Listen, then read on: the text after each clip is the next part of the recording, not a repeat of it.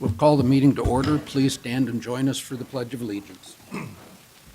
I pledge allegiance to the flag of the United States of America and to the republic for which it stands, one nation, under God, indivisible, with liberty and justice for all.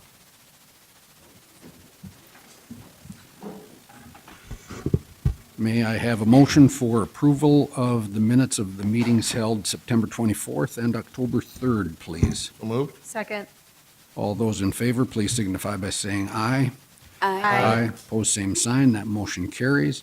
We have one person wishing to address the board, and that is Will Howes. Is that correct? And it is on a non-agenda item, so you will have 5 minutes. If you'll come to the microphone and give us your name and your address, please.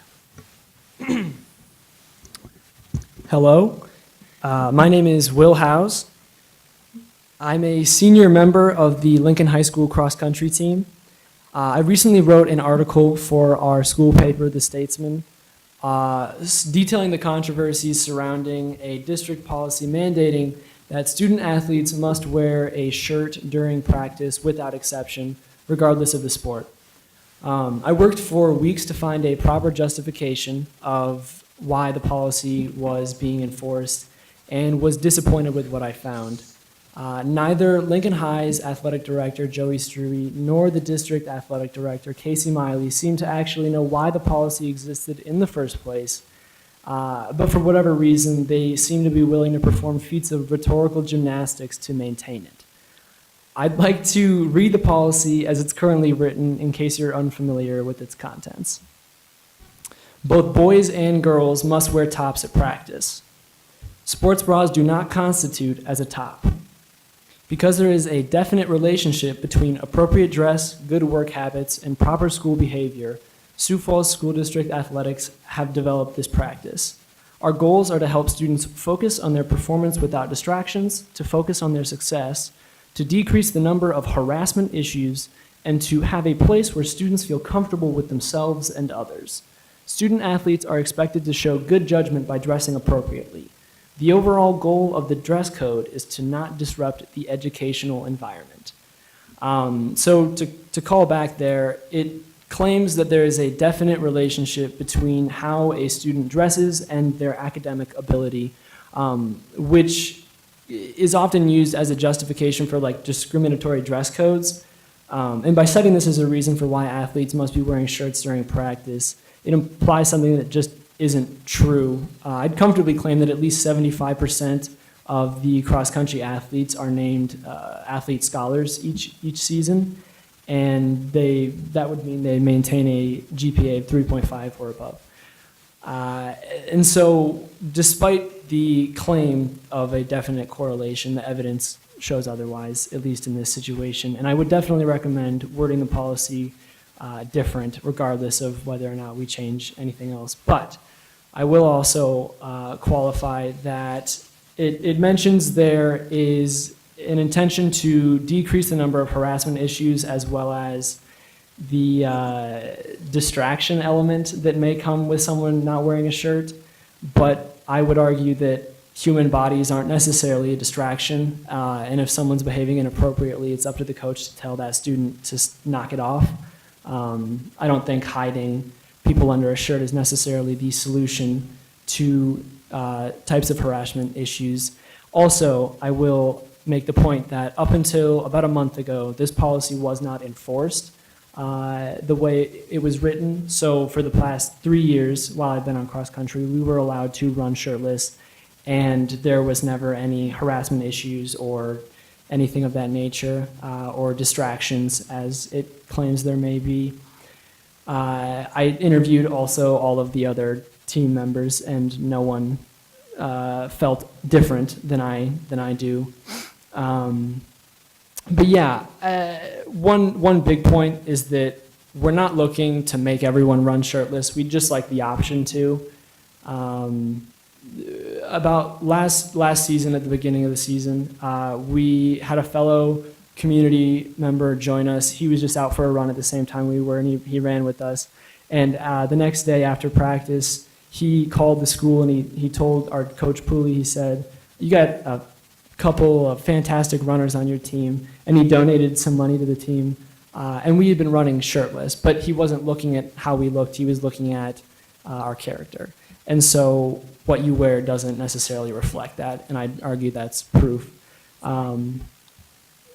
Yeah, and so to conclude, I'm just here to ask tonight what steps need to be taken in order to amend the policy, and I'd just like to have our students be able to take ownership over their own bodies. Thank you. Thank you, Will.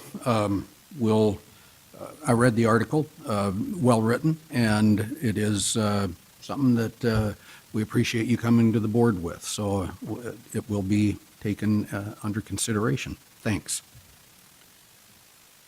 All right.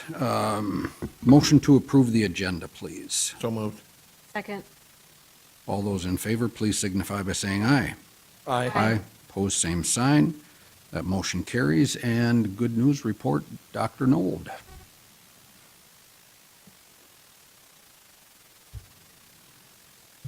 In the absence of Ms. Conrad, you have me tonight for the good news report. That's not the good news.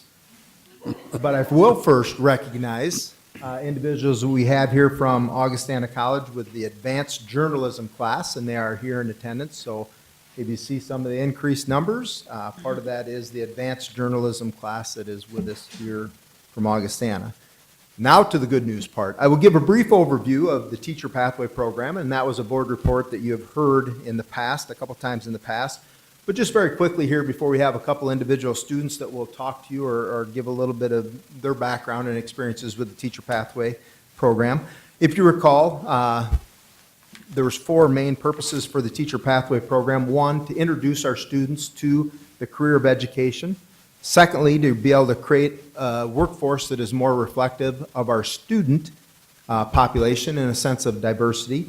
Third thing is to be able to train all the students that are in the class to become more culturally responsive in a career of education, to be able to recognize and accept and to utilize the strengths of all different backgrounds within the classroom setting, and to develop a workforce to fill some of those hard-to-fill positions or a base of applicants that we would have for teaching positions within the Sioux Falls School District. We started with the Teacher Pathway Program with discussions with students in the 2016-17 school year, where we met with groups of students, Dr. Maher, myself, Becky Dorman, and met with groups of students at each of the individual high schools and talked about a career in education. We also then had individuals from Oregon come and meet with us to talk about creating a Teacher Pathway Program in April of 2017, and then took students down to University of South Dakota to visit the education program, both in April 2017 and in 2018. Becky and I remember that. It was quite the cold, windy day when we were down there with that group of students. But it was an outstanding experience for those students to be able to see what the college campus was and to at least initially look into the career of education. With us are a couple of the teachers that are part of that program, at least 3 of which are here tonight, or able to be here tonight. Sarah Clavan with Lincoln High School, and they partner with Robert Frost, and Sarah is here.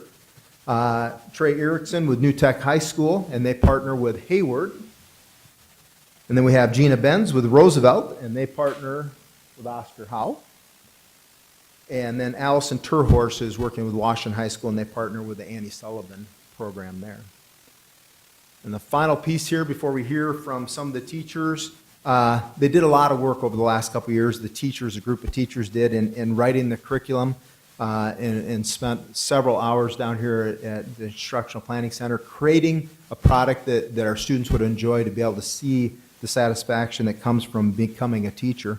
They also worked with University of South Dakota to allow students to take the class to get credit. So the first semester they can have a college credit, second semester they can have 2 for the full year, and that was open to all students. So University of South Dakota worked with the Board of Regents to be able to open that up so that any student could get credit regardless of GPA or other qualifications that sometimes come with that credit. And then we worked to recruit students and be able to get students into that program.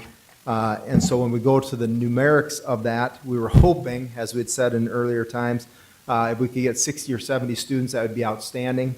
We had 140 register for the course. 119 were actually able to get into the class, sometimes with schedule conflicts and things. Some of those, especially if they were juniors, just had to wait for that next year possibly to be able to take that. And then we have 26 students that are of ethnic diversity within that class. We are hoping all of those eventually become teachers, but if not, they become tax-paying citizens within communities, so they have a better knowledge of an educational system. They have the ability to help us when it comes to things like bond issues or supporting schools or working within our schools. So at this time, there will be a short picture collage that will go on the screen and show some of the classroom photos when they're working with the students at those different elementary schools. They go one day a week for an hour, and some of the students will come up and talk to you about their experiences and be able to answer a few questions if you'd like. So I will start the photo. We will start out here with the students. If you can make your way up, we'll start with Lincoln, a couple students from Lincoln High School. And I'll have you guys introduce yourself, and then you can say a little bit with regard to the class, and we'll go from there. It's good to see you guys again. Hamatakiapi chante washte na pe chiusape kishto Delilah Rasama Amachapi. Hello guys, it's nice to see you. Today I shake your hand with a good heart. My name is Delilah Rouse, and I am one of the 26 ethnic women in the classroom. And today I would like to advocate and stand with this teacher pathway class as for it finds a voice for us younger generations to connect with the future generations. Also the fact that we could share memories and share lessons with them and grow, because we are all students and teachers as we continue to grow on this planet and this earth. And I would also like to say wopila to you guys for allowing us to walk this way of life and to teach the younger future generations, because without them, I don't think we would have that factor to grow as one with unity and diversity. And my biggest takeaway from this class is to really understand that we are changing and we are evolving, and thank you. Hi, my name is Martha. Nice to meet you guys again. I just wanted to say that for me, I really like how interactive our class is and how we're not always sitting down, like we're always moving around.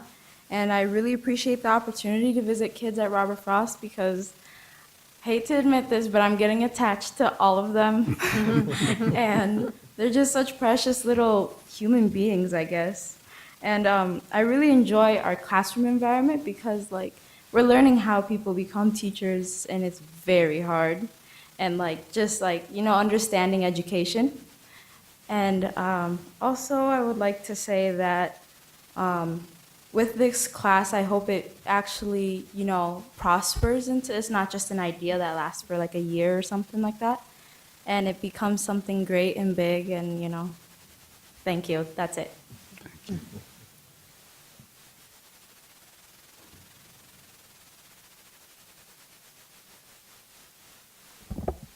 Hello, my name is Koala Rope, and I am the lone wolf from Roosevelt High School. And what I like so much about Teacher Pathway is a course that allows students to realize their passion about learning. And I have discovered my passion for that class too. Since earlier in life, since I am an immigrant, I came from a different country of South Sudan. So when I was young, I really didn't understand the importance of education. But as I grew older, I knew that education was very vital to me and for me to secure a future for myself. The mantra, knowledge is power, is something that I take very to heart. And what I like so much about this course is going to Art School How and meeting the little kids. They're just wonderful. They're always energetic, and sometimes they're pretty funny. And this class, I think, should be permanently installated in the Sioux Falls School District because it is very vital, I think, and it can help many students find their passion for education and possibly make even better teachers since they have a head start when they go to college and finally become teachers. And that's all I have. Thank you. I did have an opportunity to meet with the students in each of the classes at each of the 4 schools over the last couple of weeks, and all of them had stated they wish they had even more time to spend in the elementary schools working with those students. So we're trying to look at possible for full-day shadow experiences and some things like that. But all the teachers, obviously, they enjoy them in the classroom. They just love having that time with those elementary kids and working with them. So that is just an overview and good news of a good news report of the Teacher Pathway Program that is up and running now in all 4 of our schools. So if there's any other questions, I'd be happy to answer. But thank you for your support of that program and the ability for those students to be able to be in that class. Thank you, Jamie. Any questions for Jamie on the program? No. I just would like to commend you all, the teachers and the students and Jamie, for your work on this program. You know, it meets with our strategic goal of diversifying our staff, and by exposing students in our district, we're hopefully growing our own, and it's a wonderful program for the students and our teachers and our school district, so thank you. It's exciting to see the passion that they've got already, so I can't wait to see you as teachers. Thank you. Thank you. And I know I can't remember which one of you asked about a commitment from the school district for this to continue. I think it's safe to say that as long as Dr. Maher is here, there's a pretty strong, very strong commitment for this program to continue. And I think I can speak pretty safely for the 5 of us on the board that there is a huge commitment from us to do what the program is designed to do, to eventually have our teaching staff look more like the students that attend our schools. So we've got a good start, and we'll keep working on it. So, thank you. Thanks, Art. All right. Dr. Nolder, are you going to do another introduction? Well, we have a lot. What's that? We have a lot of students here. You did? Yeah. I should have paid better attention. Yeah. You mean the journalism students that are here from Augustana? I do not feel foolish. That's good. Okay, conflicts of interest, there were none to come before us tonight. May I have a motion to approve the consent agenda, please? So moved. Second? All those in favor, please signify by saying aye. Aye. Opposed, same sign. Motion carries. Supplemental consent agenda, 9A, 1 and 2, claims to Sanford Health. May I have a motion to approve that, please? So moved? Second. All those in favor, please signify by saying aye. Aye. And that motion carries with 2 abstentions, Board Member Mickelson and Board Member Ryder. And 9B, approval of claims to Avera, please. Second. All those in favor, please signify by saying aye. Aye. And that motion carries with 1 abstention, Board Member Parker. Sorry, I was trying to do 2 things at once.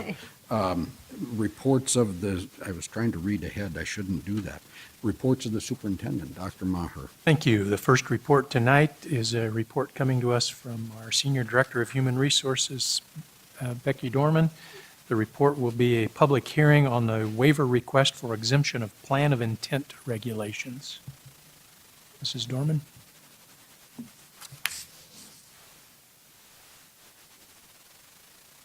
Good evening, once again.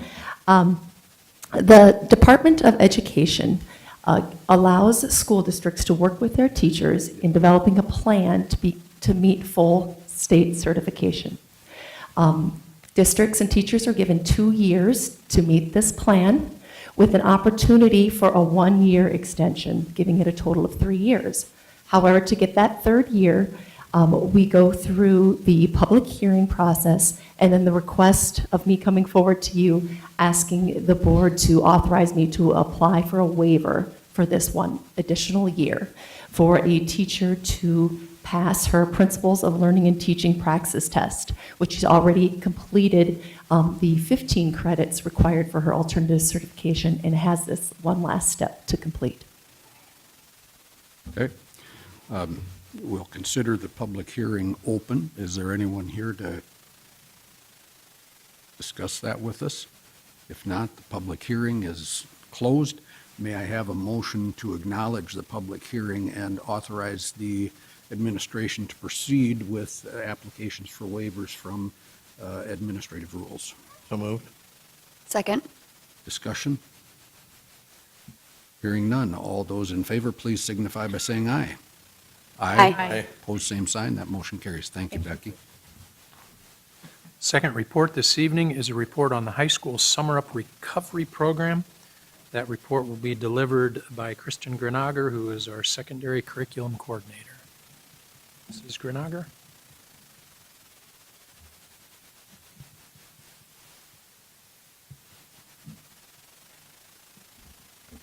Good evening. Beginning in 2016, Washington, Lincoln, and Roosevelt high schools all began the Summer Up Recovery Program.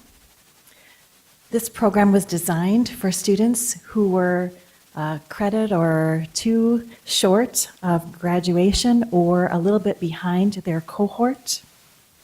Each year we find there are 25 to 50 students who at the end of their 4 years need just a little bit more time to complete a course for graduation. This summer, Lincoln High School had 12 students who completed requirements for graduation. Roosevelt High School had 9, and Washington High School had 11 students.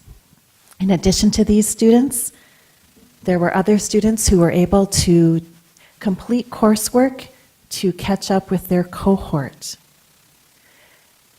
Table A shows the number of students who have participated in the summer recovery program for the past 3 summers. This year, Lincoln High School had 99 students who earned 59.5 credits.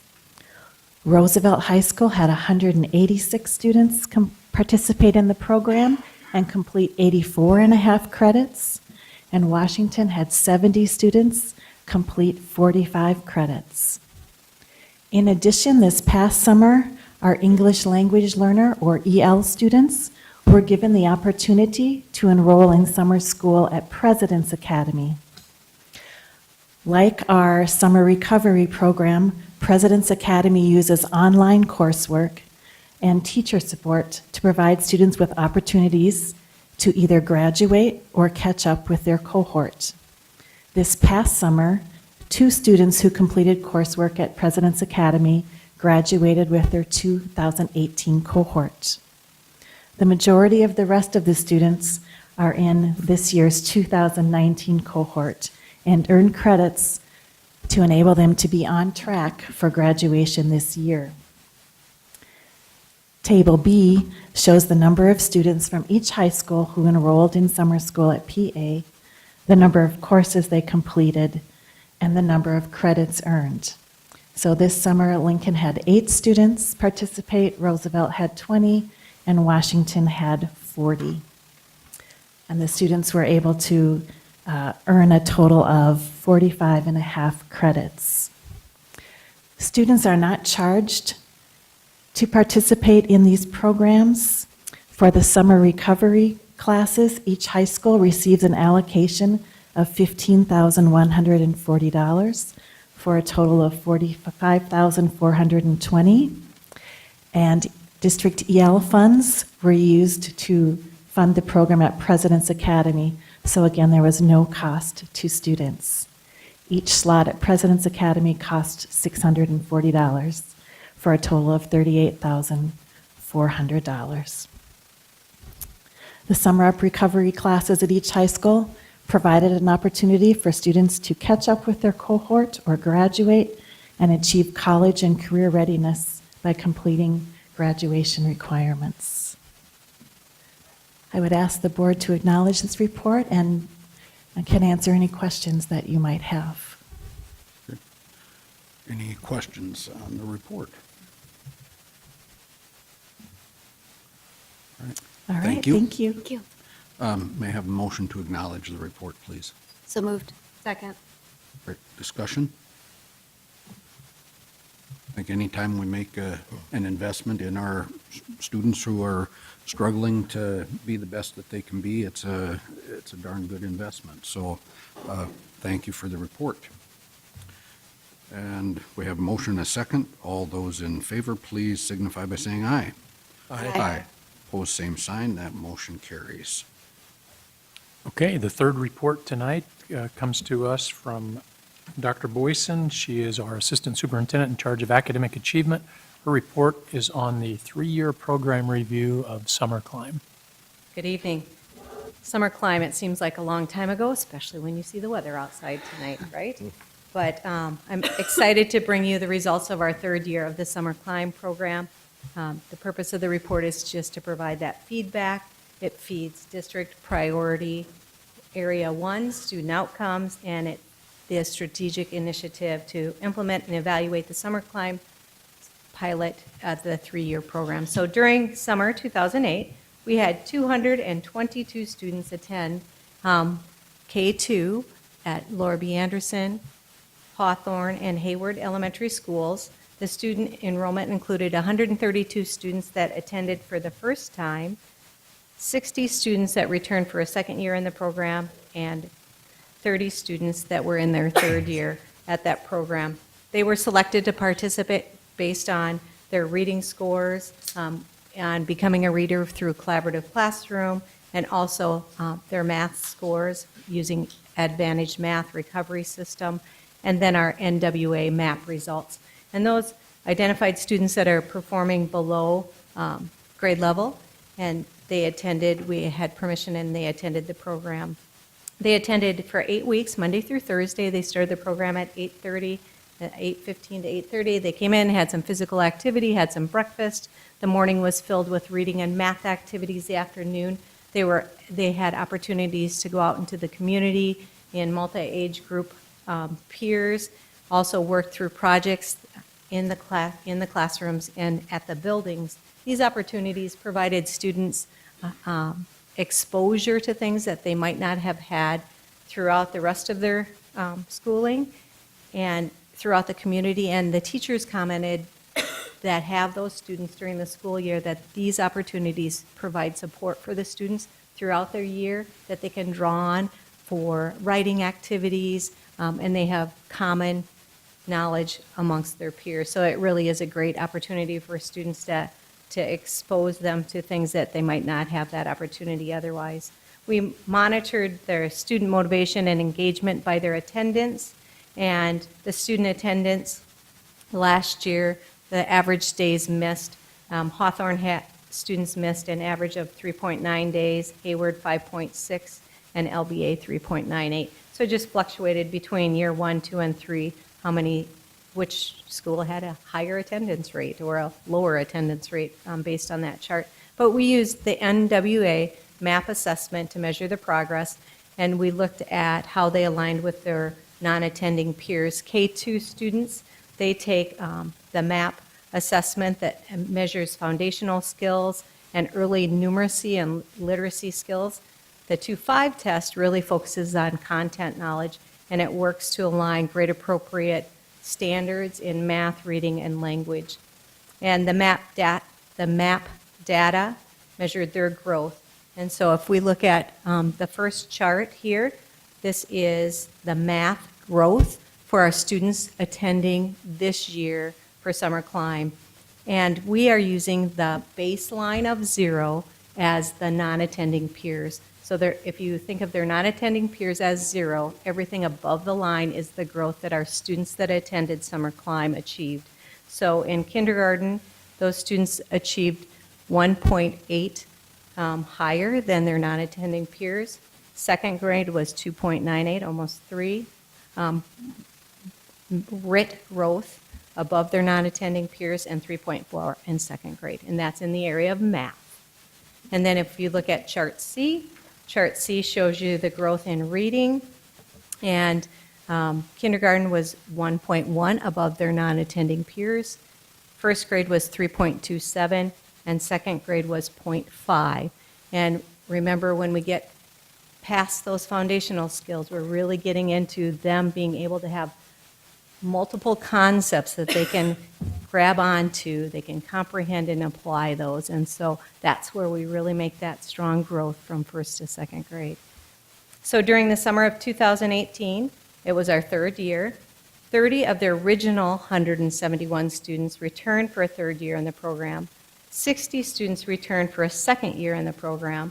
And then this, in charts D and E, will show that RIT growth of the summer climb students measured by the MAP, K2, and the MAP 2.5 assessment. Again, students were selected at 10 because they're performing below their grade level peers. And the data shows the summer climb students in their first and third year in the program experienced higher growth than their non-attending peers. So if we look at chart D, we have our first grade students in orange there. That's 2 years in the program. They're 2.98 RIT growth above their non-attending peers. And those students that attended for 3 years, the second year, the orange is the first year in the program. The green is the second year in the program for first grade students. And then we move on to second grade students, and this is the area of math. 3.4 is our second grade attendees for the first year. 0.36 is our second grade attendees for the second year in the program.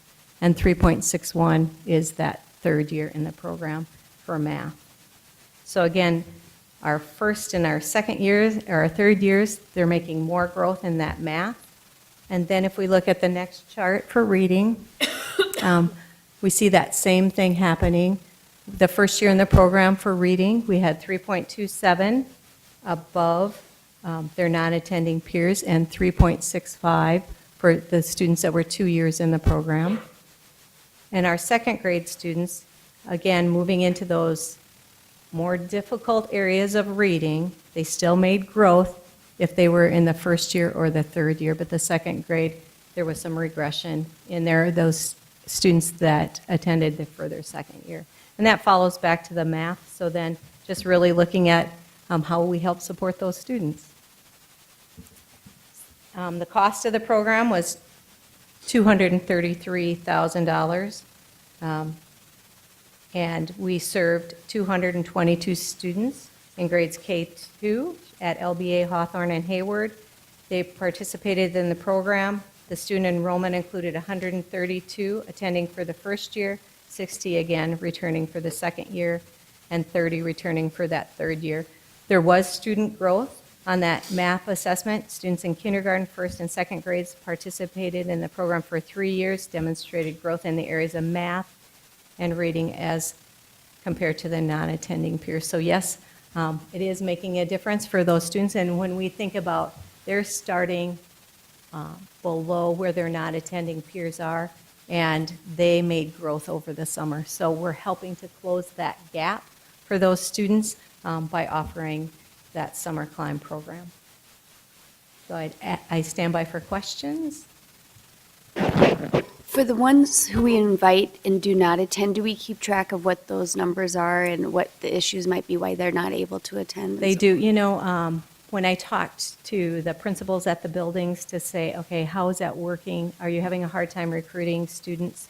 And some of it's family situation, you know, maybe they're not going to be around as much during the summer, but we really do try and encourage those kids to come. But they said it's getting easier and easier to recruit families to attend because they know what the program is. And they're starting earlier, so they really start about conference time to have those conversations with parents. So. And this will be the first year. I know we talked a lot about, you know, when we first looked at our strategic plan about our third grade reading scores. So this will really be the first year that we will have had students who have gone through this program 3 years and will now take that Smarter Balanced test this year, and we could maybe compare and get some, Right. not that this isn't Right. real data, but some data as we look at those scores from a state perspective, correct? Yeah, what you're seeing, that's a good point, Carly. What you're seeing here is growth data and digging into that gap, as Dr. Boyson talked about. We'll also get some point-in-time data, which the Smarter Balance will give us too. Now, we won't get that information till... Next year, Right. after the fourth year of, Right, yeah. right. So we'll need to make some decisions on, are we seeing the return on the investment that we want? Is this a program we want to continue? And those sorts of things based on the data that we have. But you're exactly right. Beginning next year, we'll have that point-in-time data that we can begin to look at. I ask that you acknowledge the report. Okay. May I have a motion to acknowledge the report, please? So moved. Second. Discussion. Results look good. I hope as we move forward with it that we can consider the possibility of expanding. I know that it's still a pilot. I don't know how long we can call it a pilot, but based on the results that I see, I'd like us to at least consider the possibility of expanding to maybe one more school to offer the same sort of an opportunity to, again, more kids who are struggling. So, good report. Thanks. And that would come up through the budgeting process Right. as we go through that at the turn of the calendar. Okay, great. All right, any further discussion? If not, all those in favor, please signify by saying aye. Aye. Opposed, same sign, and that motion carries. And we are on to policy. We have several that we're going to go through tonight. And as we know, but I will reiterate, we continually review policies and regulations that need to be added, deleted, revised, or in some cases, update the language based on state laws and federal laws. So the first two that we have up are up for their second reading. And it is IKF and its accompanying regulation, graduation requirements, and JJID and its accompanying regulation, student physicals for school athletics. Both of these policies were out for a first reading. And we did not receive any comments. So I move to approve the second reading of the two policies. Is there a second? Second. Okay. Discussion. I would like to discuss the graduation requirements. As I said at the time of the first reading, I do have concerns about particularly our students who are enrolled in special education programs. And I am very aware that what we're doing, we need to do to comply with IDEA, the federal law that comes to the state and then comes to our district. That doesn't give me any comfort as I look at what this policy will do to our kids in our special ed programs. The language previously had been that we work to make sure that our students in special ed receive a high school diploma. The language has changed that specifically says we don't guarantee the students that. And to me, that's not giving those students the opportunity to be as successful in life as they can be. And it to me is more a lifetime success issue than it is even a workforce issue. An adult going in to apply for a job, we have many employers in Sioux Falls, good employers who require a minimum of a high school diploma. We have kids in our special ed programs that have the ability to receive a high school diploma, and that's not going to happen. And that is very difficult for me to support. So that being said, again, I realize that our hands are somewhat tied, but I will continue to advocate for a change in that as we move forward. So you will hear me cast a no vote this evening for the policy because of my personal conviction that we aren't doing the best that we can do. Again, not blaming our school district, not blaming the state of South Dakota, but it's there's a fairness issue that I just don't think is passing what is my personal fairness issue. So. And for, I guess, everybody else here, the audience and other people, Dr. Maher, could you have like Deb or someone explain what we are doing? So I just don't want people to leave with the idea we're not doing things for our special ed for the graduation requirements. Right. Well, first of all, I think that was really well stated. Hey, I have a question for you, Kent, and I don't want to put you on the spot. That is not my intent at all, so I don't think I'm going to. But my question would be, is there any change in the way the policy is structured that would make you feel more comfortable, or is it not really a policy issue, it's a concept issue? It's a concept issue, and again, our hands are tied because of what IDEA has told us we must do. And I know that the state has had some conversation regarding some conversation that's happened over the last month, and the state has said that students who are enrolled in special education don't have to pass any exams to graduate. Well, that's not true. A student who's on an IEP, which is the pathway to get them into special education programs, just because they're on an IEP they don't get a pass on taking exams. They do have to, and it's a concept that I can't support it. Yeah, I understand that. And I think rather than go through a conversation with either Dr. Boyson, who leads this from the curriculum services side, or Deb Muhlenberg-Wilson, who leads this from the special education side, I don't know that there would be any update or any changes in our policy that could address that necessarily. There isn't. And your point was well taken, how this isn't a State Department issue. This isn't a locally generated issue. Rather, it's an issue through ESSA that comes through the state and comes to us. Right. And I think we need the policy for compliance, but I think I think what I'm hearing, Kent, is your abstinence in terms of us being supportive of this policy is a bigger picture than what we're generating locally. So I don't know that we'll do anything here other than say, I appreciate what you're saying. Okay, thank you.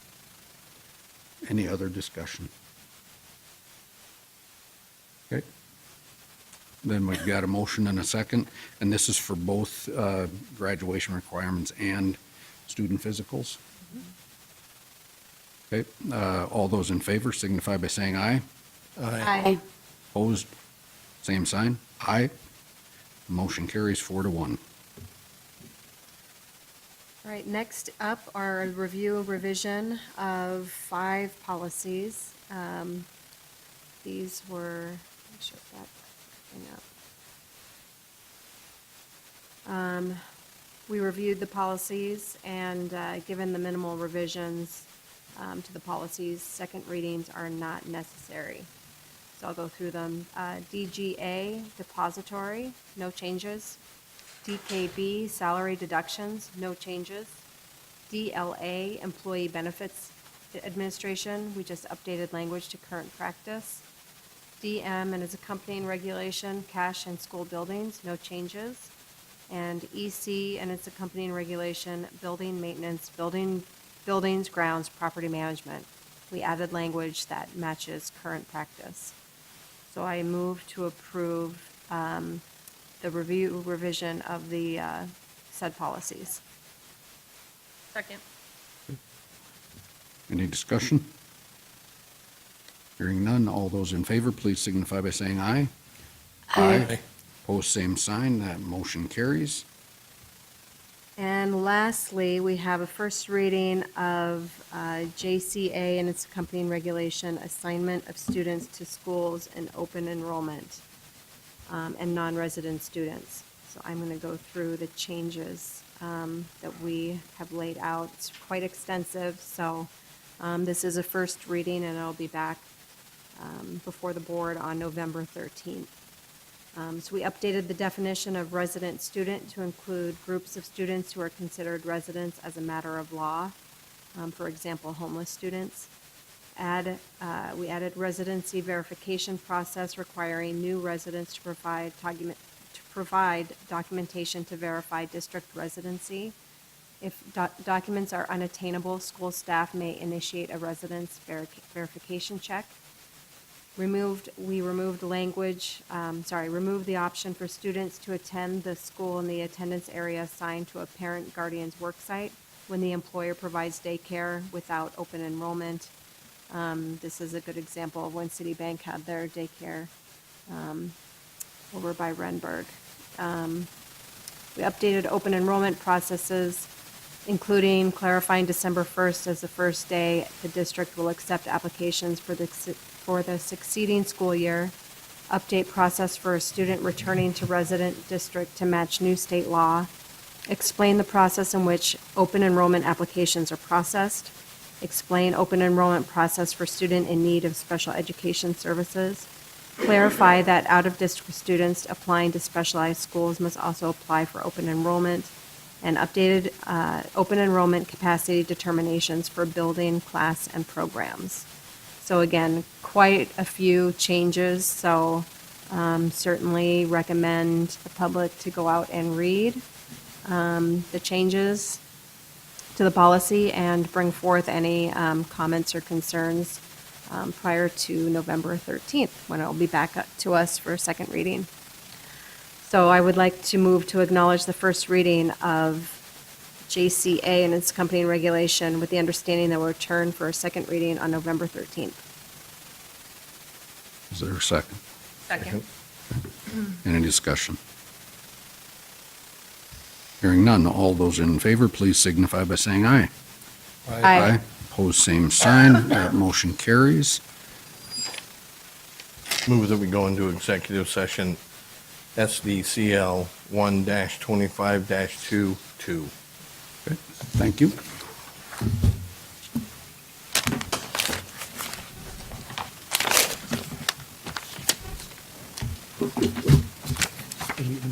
Yes. 7:30. 7:30.